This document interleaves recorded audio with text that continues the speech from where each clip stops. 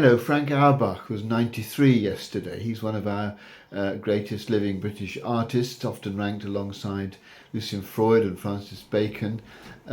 He has an exhibition on at the moment at the Courtauld Gallery of his charcoal portraits, and he's also well known for street scenes. But his whole style is what can only be described as completely obsessive.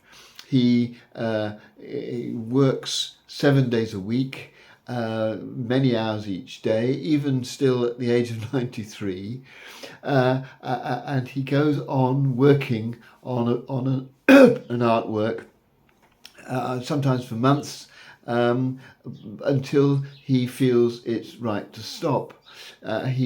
With the oils, he will paint over and over and over on the same canvas, sometimes completely changing a picture, but just by painting over what was there before. Just determined to get it right. He was asked in an interview recently what it was that drove him on, and he said, well, I'm dissatisfied with what I've done. I want to get it right. And the same with his charcoal portraits. He goes on and on with adding charcoal, adding it until he gets to the point where he's ready to stop.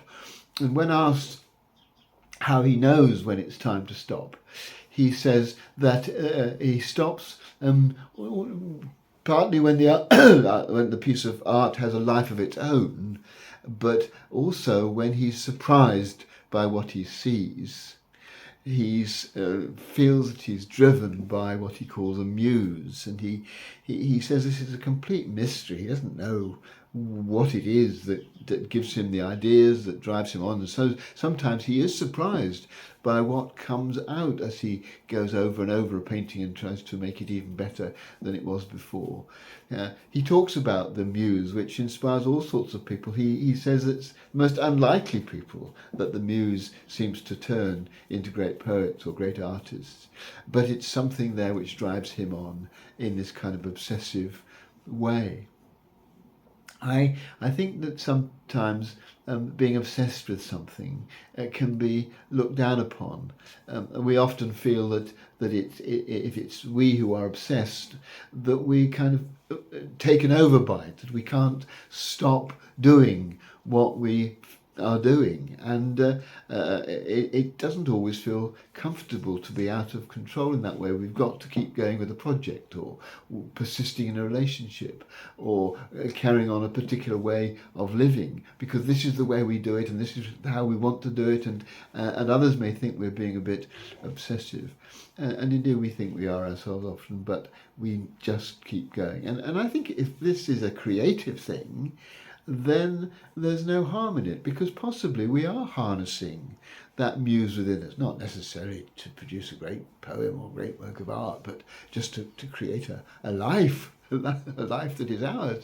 And we're responding to something within us which is making us do this thing, and it can be very creative. Sometimes it can be damaging, and sometimes we need to be very careful to make sure that we're not obsessed by something which is harming us or harming other people.